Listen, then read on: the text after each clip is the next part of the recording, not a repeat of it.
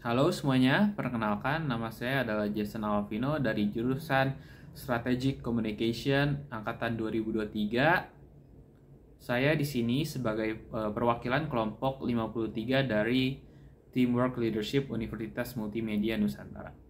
Kelompok kami mengambil tema atau mengambil SDGs 16 yang yaitu perdamaian, keadilan, dan kelembagaan yang kuat.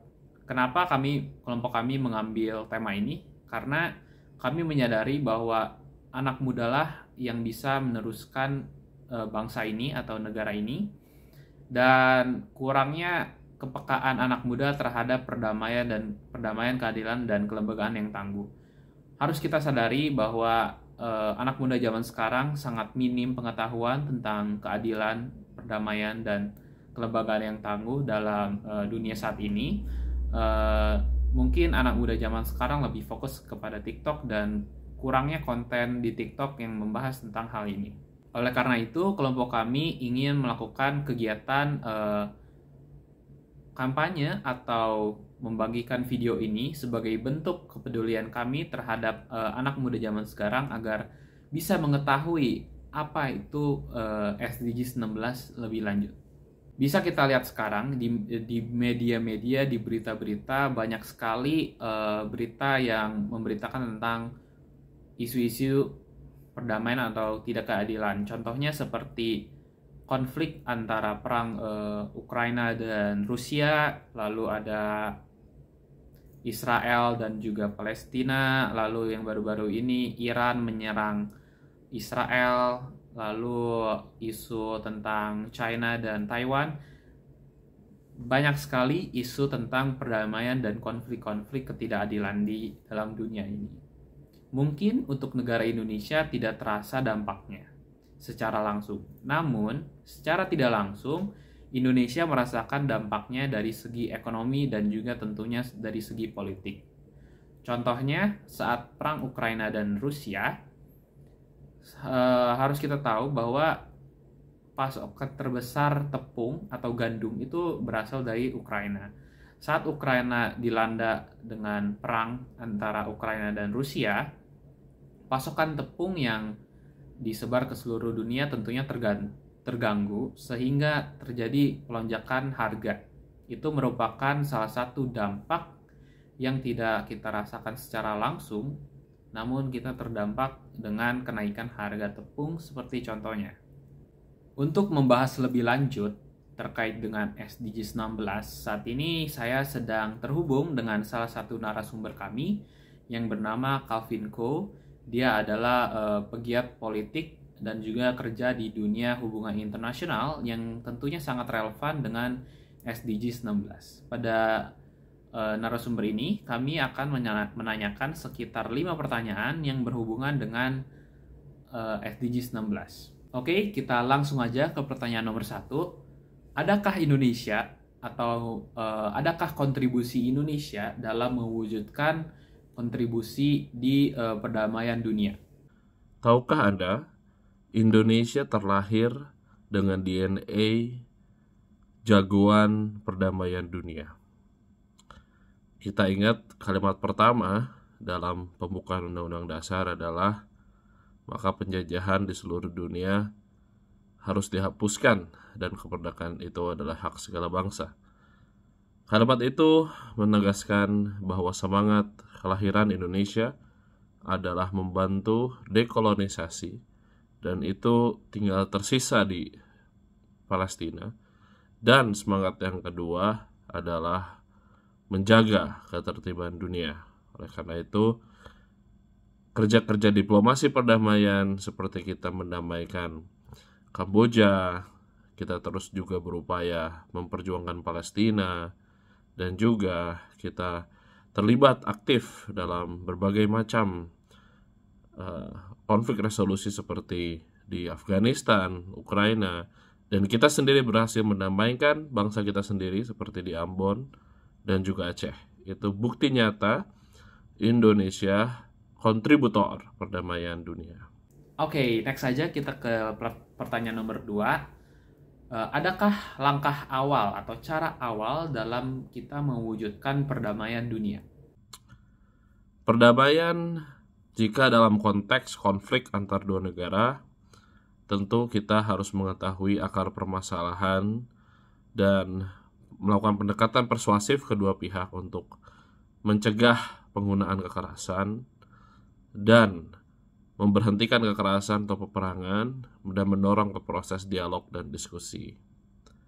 Jika dalam konteks perdamaian dari segi konflik internal sebuah negara, tentu kita mendukung pemerintah negara tersebut untuk bisa melakukan berbagai macam pendekatan, dan kita sebagai negara luar mendukung sesuai dengan permintaan negara tersebut.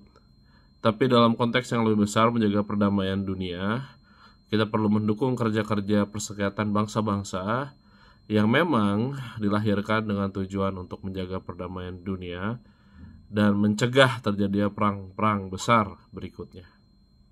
Kita langsung ke pertanyaan nomor 3. Siapa saja yang sebenarnya harus berkontribusi dalam mewujudkan perdamaian ini? Dari presiden sampai rakyat pada umumnya. Kenapa? Karena konflik berakar dari perselisihan kelompok, bahkan mungkin lebih kecil perselisihan antar individu yang membesar menjadi konflik kelompok, menjadi konflik yang lebih besar kelompok etnisitas atau kelompok bangsa, dan mungkin menjadi permasalahan bangsa antar bangsa. Oleh karena itu, sikap saling toleransi, saling mengerti, sikap saling menghargai adalah benih-benih awal menjaga perdamaian dan keharmonisan. Nah, untuk semakin kita relevan lagi, apakah apa bentuk pewujudan perdamaian di dalam kehidupan sehari-hari?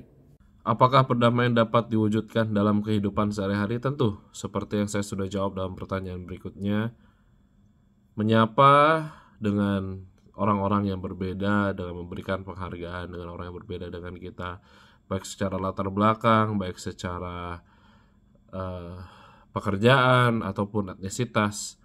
Tapi dalam kesatuan bingkai negara Republik Indonesia, kita sebagai suatu bangsa, kita harus menghargai keberbedaan, merayakan keberbedaan, dan juga membuat ini menjadi sebuah kekuatan.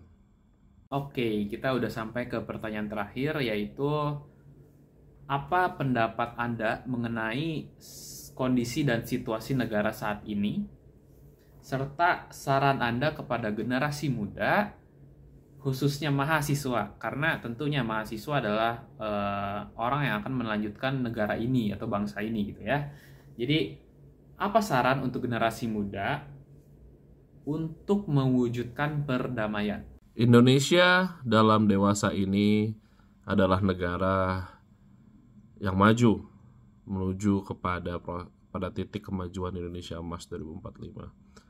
Jika kita ingin melihat negara kita dalam 100 tahun kemerdekaannya menjadi negara yang bukan hanya besar dari secara ekonomi, tapi juga maju dalam pemikiran, maju dalam peradaban, maju dalam kualitas manusianya, kita harus memulai dari sekarang. Kita hanya punya waktu 26 tahun lagi kita hanya punya waktu kurang dari 20 tahun untuk bisa mewujudkan itu. Oleh karena itu, setiap hari kita harus bisa berkontribusi dalam setiap pekerjaan kita untuk negara ini sambil merawat keberagaman. Dan bagi mahasiswa, peran Anda penting karena kalianlah yang akan memimpin bangsa ini ketika 100 tahun Indonesia merdeka. Dan mahasiswa perlu memiliki pemikiran-pemikiran yang terbuka dan merayakan keberagaman dan menggunakan keberagaman sebagai penyemangat dan juga bensin, driving force agar kita menuju negara maju. Karena manusia-manusia Indonesia yang mencintai perdamaian dan merayakan perbedaan.